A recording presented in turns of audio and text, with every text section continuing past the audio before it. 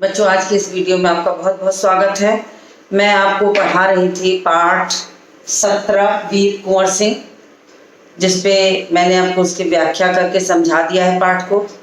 तो आज बारी है प्रश्नोत्तरों की, जिसमें से कुछ प्रश्न मैंने बोर्ड पे पहले से लिख के रखा है ताकि समय की बचत हो और मैं आपको उसे समझा सकूं, और कुछ मैं आपके सामने यहीं पर लिखूंगी।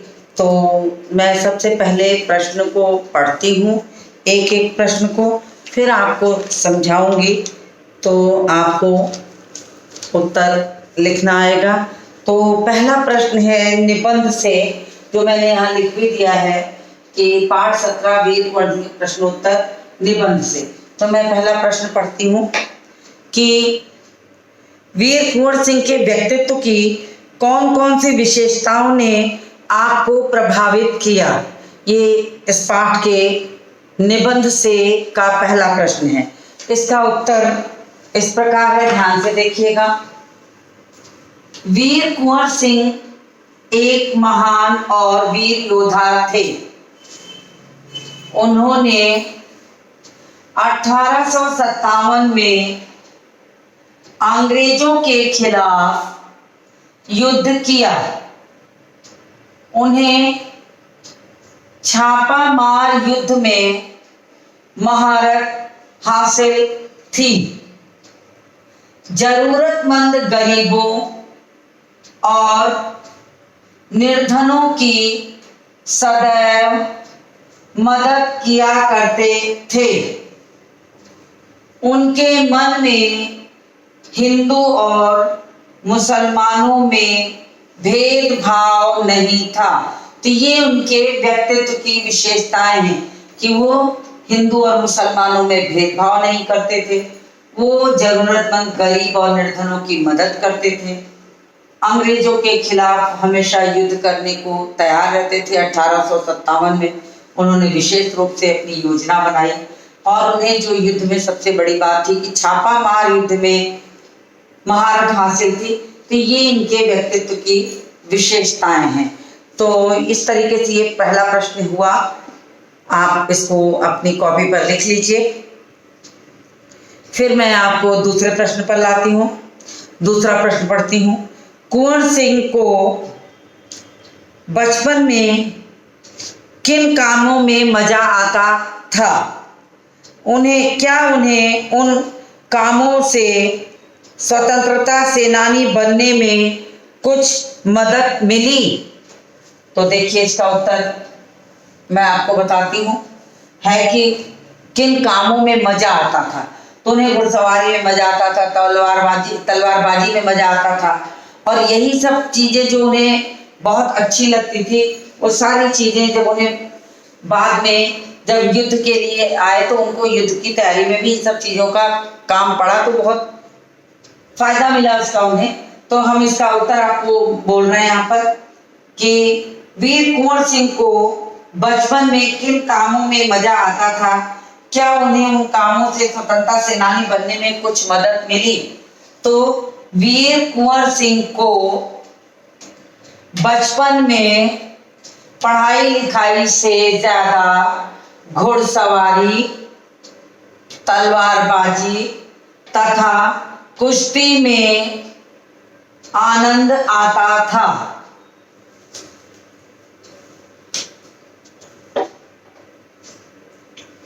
तलवारबाजी में वे अंग्रेजों को भी मात दे देते थे। तलवारबाजी में वे अंग्रेजों को भी मात दे देते थे। तो ये दूसरा प्रश्न हुआ। अब मैं बढ़ती हूँ तीसरे प्रश्न की तरफ। तीसरा प्रश्न है सांप्रदायिक सद्भाव में कुंवर सिंह की गहरी आस्था थी। पाठ के आधार पर कथन की पुष्टि कीजिए। तो सांप्रदायिक सद्भाव तो यही था कि हिंदू और मुसलमानों में एकता का भाव रखते थे। दोनों त्योहार एक साथ मनाए जाते थे। वो अपने सेना में उच्च पदों पर मुसलमानों को आश्रित करते थे, आसीन कराते थे, बैठाते थे। यानी उच्च पद सारे मुसलमानों को दिए गए थे। ये पाठ पढ़ाते समय मैंने उदाहरण के रूप में आपको बताया है। उसी को यहाँ उत्तर के रूप में लिखेंगे। तो इसका उत्तर होगा सांप्रदायिक सद्भाव में कुंवर सिंह की गहरी आस्था थी। उनकी सेवा में मुसलमान उच्च पदों पर थे।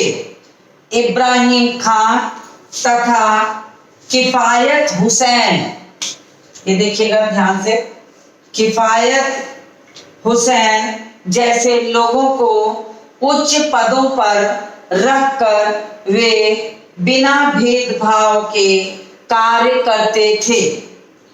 उनके यहाँ दोनों धर्म त्योहार एक साथ मनाए जाते थे। उन्होंने पाठशाला और मकतबों का भी निर्माण कराया। तो ये आपके तीसरे प्रश्न का उत्तर हो गया। इसका ये तीसरे का ये उत्तर है। अब मैं चौथे प्रश्न को पढ़ती हूँ। चौथा प्रश्न है आपका, पाठ में किन प्रसंगों से आपको पता चलता है कि कुंवर सिंह साहसी, उदार एवं स्वाभिमानी व्यक्ति थे? तो चौथे प्रश्न का उत्तर यहाँ मैंने पहले से थोड़ा सा लिखा है और बाकी हिस्से को मैं फिर इसको मिटा के ऊपर लिखूंगी। तो तब तक आप, मैं जो मैंने लिखा है वो मैं पढ़ के आपको बता देती हूँ कि कुंवर सिंह वीर और साहसी थे। वे जगदीशपुर हार जाने पर भी संघर्ष जारी रखे तथा हाथ के जख्मी हो जाने पर भी हाथ काटने में संकोच नहीं किए।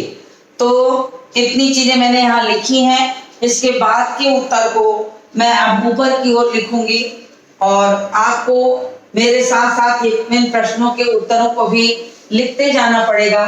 तो मैं एक एक प्रश्न को मिटाती चल रही हूँ और उसको लिखती चलूंगी, ताकि आपका अगर काम छूटा हो तो वो भी आपका साथ साथ होता रहेगा।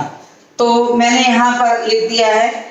उसके आगे के हिस्से को इतना मैंने लिखा है कि हाथ काटने में संकोच नहीं किए, यहाँ तक मैंने लिख दिया है। और इसके आगे के हिस्से को ऊपर लिख रही हूँ, आर्थिक स्थिति कमजोर होने पर भी आर्थिक स्थिति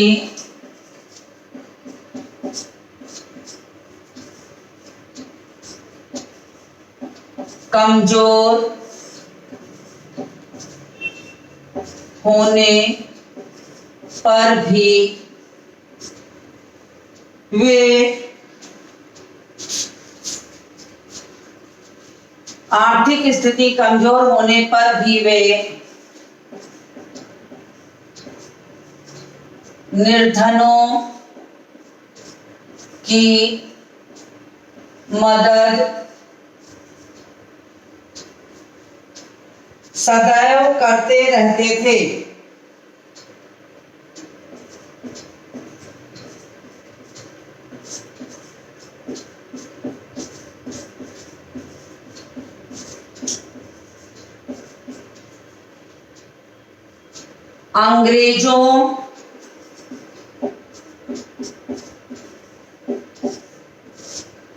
अंग्रेजों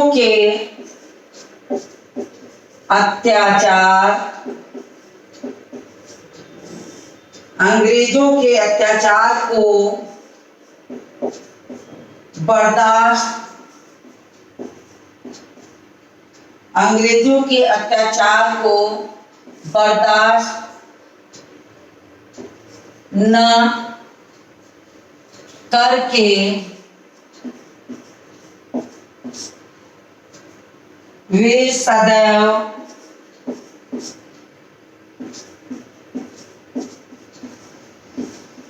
युद्ध के लिए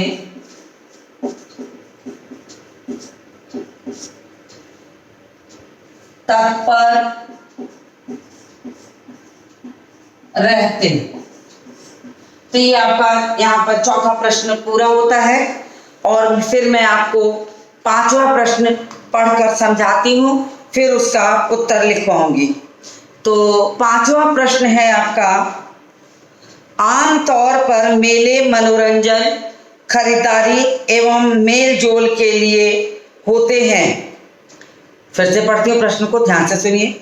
आमतौर पर मेले मनोरंजन, खरीदारी और मेल जोल के लिए होते हैं। वीर कुंवर सिंह ने मेले का उपयोग किस रूप में किया? तो मेले का उपयोग उन्होंने किस लिए किया था? वो अपनी योजनाएं बनाने के लिए मेले का उपयोग करते थे। तो मैं दूसरे प्रश्न को भी यहाँ मिटा रही हूँ और उसके साथ ही साथ मैं यहाँ दूसरा प्रश्न लिखूंगी। तो कि मेले का उपयोग उन्होंने कैसे योजनाएं बनाने के लिए किया था। उन्हें ये पता था कि मेला जो है एक भीड़ भाड़ भरी जगह है, वहां पर अगर हम 4, 6, 10 लोग मिलकर इकट्ठे होकर कोई योजना बनाएंगे तो किसी को पता नहीं चलेगा। और जो पशु मेला है वो एशिया का, सोनपुर का जो पशु मेला वो बहुत बड़ा मेला है, उसकी भीड़ भाड़ के में इस योजना का किसी को पता चलेगा नहीं। तो उन्होंने मेले का उपयोग इसी काम के लिए किया कि वहाँ खरीद फरोख्त के ना करके वो अपनी योजनाएं बनाते थे। तो आप प्रश्नों को मैंने पढ़ दिया है, उत्तर मैं लिखने चल रही हूँ, आप उसके लिए तैयार हो जाइए। तो आपका ये उत्तर नंबर 5 है। तो आप शुरू करिए मेरे साथ साथ, मैं बोल बोल के लिख रही हूँ। मेले का उपयोग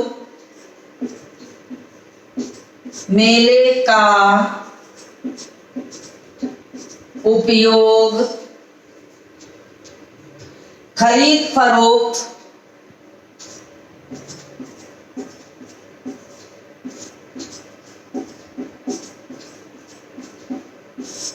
मेले का उपयोग खरीद फरोख्त के लिए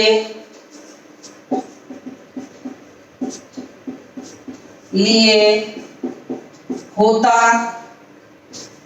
था, पर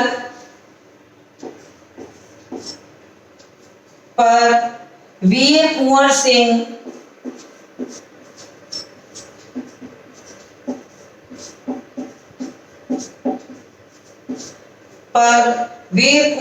ने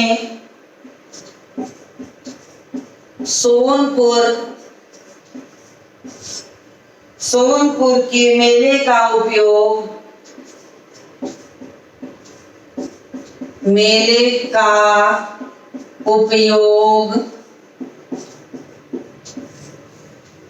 वीर कुंवर सिंह ने सोनपुर के मेले का उपयोग स्वाधीनता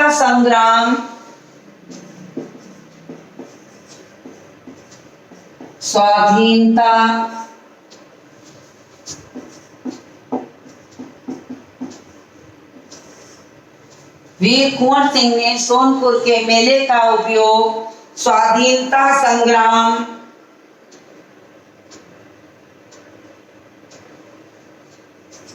की योजनाएं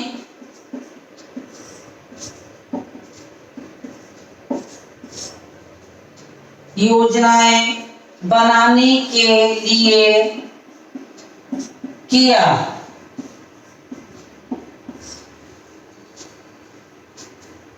इसमें वे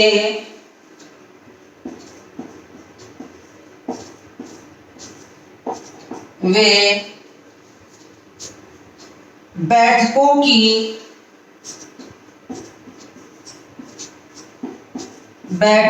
की योजनाएं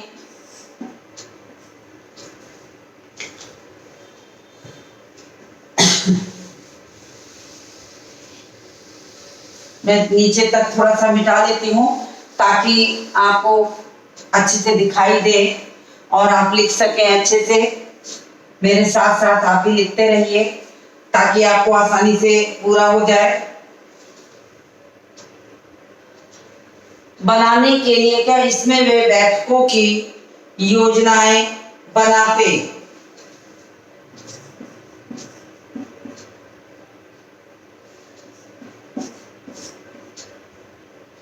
क्योंकि क्योंकि यह एशिया का सबसे बड़ा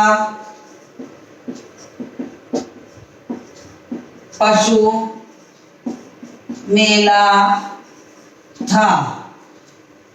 आप भी मेरे साथ साथ लिखिए ताकि आपका भी काम साथ साथ होता चले। जो कार्तिक पूर्णिमा के दिन लगता है।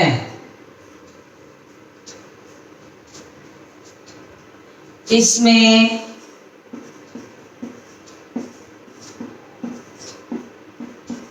हाथियों तक की बिक्री होती है।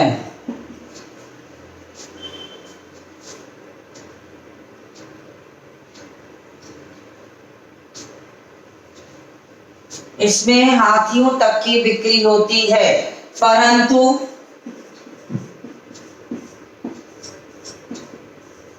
कुंवर सिंह ने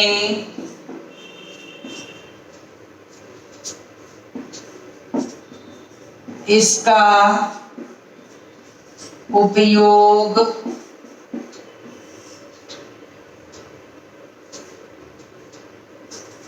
अंग्रेजों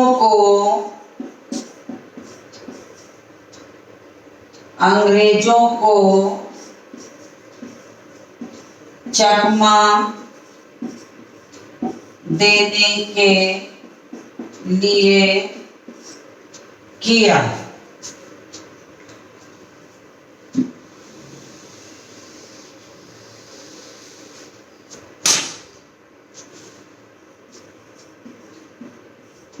तो ये आपके पांचवें प्रश्न का उत्तर हो गया।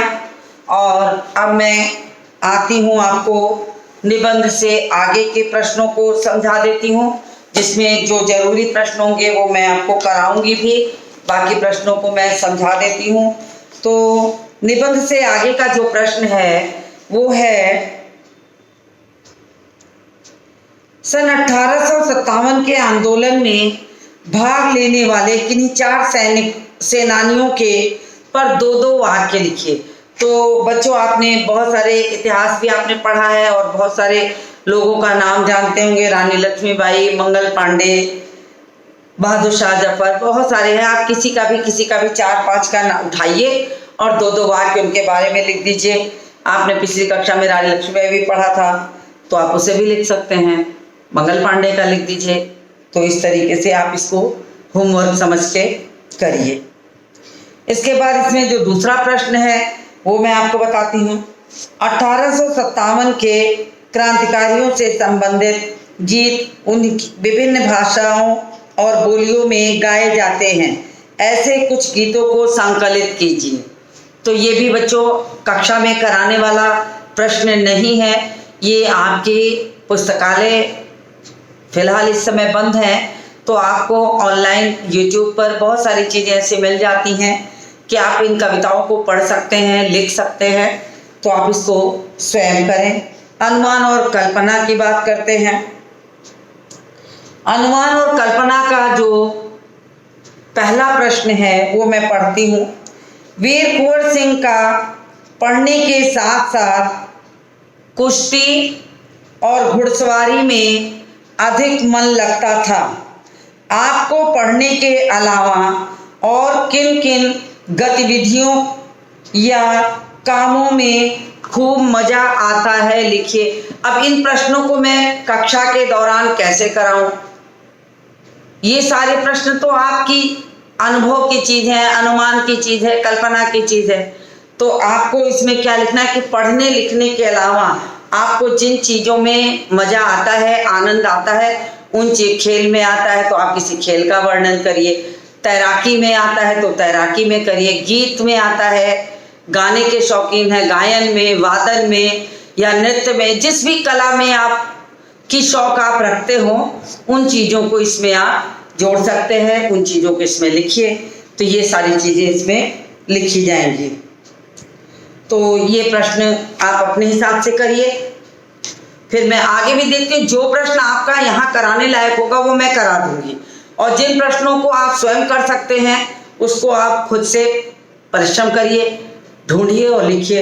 ये आपका होमवर्क है सारा। तो अगला प्रश्न है, 1857 में अगर आप 12 वर्ष के होते तो क्या करते? कल्पना कीजिए। तो यहाँ पर आपको ये मान के चलना है कि आप 1857 में 12 वर्ष के अगर होते तो आप क्या करते? तो आप क्या करते? अगर आप 12 वर्ष के होते तो आप क्या करते कि आप घुड़सवारी सीखते, तलवारबाजी सीखते, पढ़ाई लिखाई के अलावा कुछ ऐसी कला सीखते कि अगर वीर कुंवर सिंह की तरह कोई आपको पथ प्रदर्शक मिल जाता तो आप उसके साथ उसका सहयोग भी कर सकते थे। हो सकता है 12 वर्ष में न करते तो 16 वर्ष में कर सकते थे। तो ये सारी चीज़ें जो हैं आप इसमें, एक अनुमान और कल्पना के प्रश्न ऐसे होते हैं जिसको आप सोचकर अपने हिसाब से जिसका उत्तर दे सकते हैं वो इसमें बताया जाता है। इसमें कोई ऐसे प्रश्न नहीं है कि आप उसको सोच नहीं सकते। अब आपसे पूछा जा रहा है कि अगर आप उस 1857 के समय में 12 वर्ष की आयु के होते तो आप क्या करते? तो आप बता सकते हैं कि हम भी उस समय फिर तलवारबाजी सीखते, घुड़सवारी सीखते और तैराकी सीखते, ताकि अगर कोई ऐसी स्थिति बनती, हो सकता है जिस तरह से कुंवर सिंह जब नाव में बैठ के जा रहे थे और उन्हें गोली लगी, अगर ऐसी स्थिति में चाहते तो वो पानी में कूद जाते। हो सकता है उन्हें तैराकी का उतना अनुमान न रहा हो। तो ये 3, 4, 5 चीज़ें ऐसी होती हैं जो आपको परिस्थिति के अनुसार ही सीखना चाहिए। कभी भी किसी भी चीज़ की आवश्यकता पड़ सकती है। तो यहाँ पर ये सारे प्रश्नों के उत्तर इसी तरह से आपको लिखने होंगे। फिर अगला है, इसमें अनुमान लगाइए स्वाधीनता की योजना बनाने के लिए सोनपुर के मेले को क्यों चुना गया होगा। तो सीधी सी बात है, सोनपुर का मेला जो था वो भीड़ भरा स्थान था, वहाँ पर तमाम लोग थे, इतने ज़्यादा लोग, इतना एशिया के स्तर का मेला है, तो वहाँ आदमियों की संख्या का अनुमान तो लगाया नहीं जा सकता। और अगर ऐसी दशा में वहाँ पर कोई 10, 20, 50 लोग मिल के भी अगर किसी योजना को बनाते हैं, किसी एक स्थान पे बैठ के कोई कार्य करते हैं, तो इसका पता किसी को चलेगा नहीं। तो जहाँ तक मुझे पता है और मुझे लगता है कि यही हो सकता है कि कुंवर सिंह ने इसीलिए मेले की जगह ढूंढी होगी, क्योंकि वो लखनऊ गए थे, तो लखनऊ उस समय बहुत ज़्यादा गर्म माहौल था लखनऊ का, तो वहाँ से छोड़कर आजमगढ़ आ गए। फिर उन्होंने सोचा कि हर जगह चौकन्ने हो जाते हैं ब्रिटिश हुकूमत के लोग, तो कुछ ऐसी जगह को चुना जाए जहाँ लोग अनुमान ही न लगा सकें। तो उनके दिमाग में आया कि सोनपुर का जो पशु मेला है, अगर जिसमें कि हाथियों तक की बिक्री होती है, अगर हम उसको अपने लिए स्थान बनाएं तो संभवतः हम चारों ओर से सुरक्षित भी होंगे और हमारा कार्य जो है वो बिल्कुल सफल हो जाएगा। तो इसीलिए उन्होंने चुना होगा। तो मैंने आपको ये प्रश्न भी समझा दिया। अब प्रश्न है कि ये मैं यहाँ तक मैंने आपको समझा दिया। अब भाषा के प्रश्नों की बारी है। तो भाषा के प्रश्नों को मैं आपको समझा दूं कि भाषा के प्रश्नों में सिर्फ एक प्रश्न है यहाँ पर, नीचे दिए गए शब्दों के वचन बदलिए। नीचे दिए गए शब्दों के वचन बदलिए। तो जैसे जो वचन एक वचन में होगा उसको हम बहुवचन में कर देंगे, और जो बहुवचन में होगा उसको हम एक वचन में। जब प्रश्न होता है कि वचन बदलिए, तो उस स्थिति में एक वचन को बहुवचन में और बहुवचन को एक वचन में परिवर्तित कर दिया जाता है। तो यहाँ पर ये आपको लिखना है। और इसका प्रश्न का जो आपको परीक्षा में जो पूछा जा सकता है, वो पूछा जा सकता है आपको सिर्फ इतना ही कि वचन बदले। तो भाषा की बात का ये प्रश्न है, भाषा की बात का प्रश्न है वचन बदले।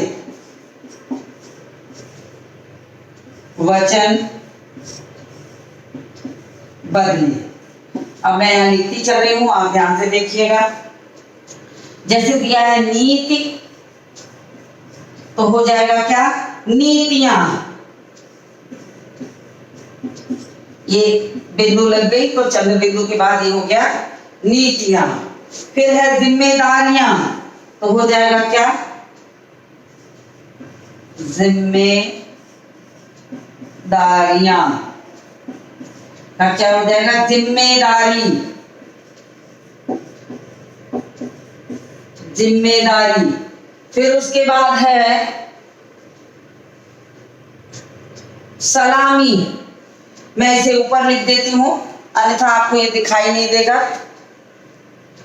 तो मैं इसको यहाँ ऊपर के इस प्रश्न को, मुझे उम्मीद है आप कर लिए होंगे, तो मैं इसको मिटा देती हूँ और आपको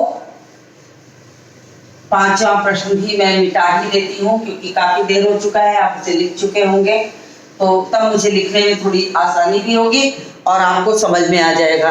तो नीति से नीतियां, जिम्मेदारियों से जिम्मेदारियां, फिर सलामी, सलामी का क्या हो जाएगा, सलामी से हो जाएगा सलामियां।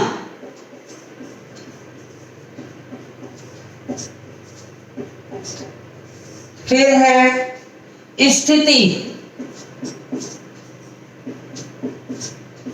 तो हो जाएगा स्थितियां।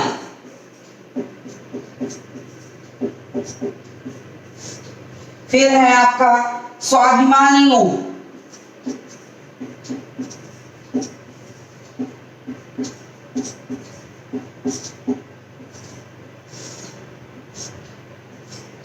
तो हो जाएगा स्वाभिमानी, स्वाभिमानी। उसके बाद अगला है गोली, अगला है गोली, इसका वचन क्या बदलेगा, गोलियां।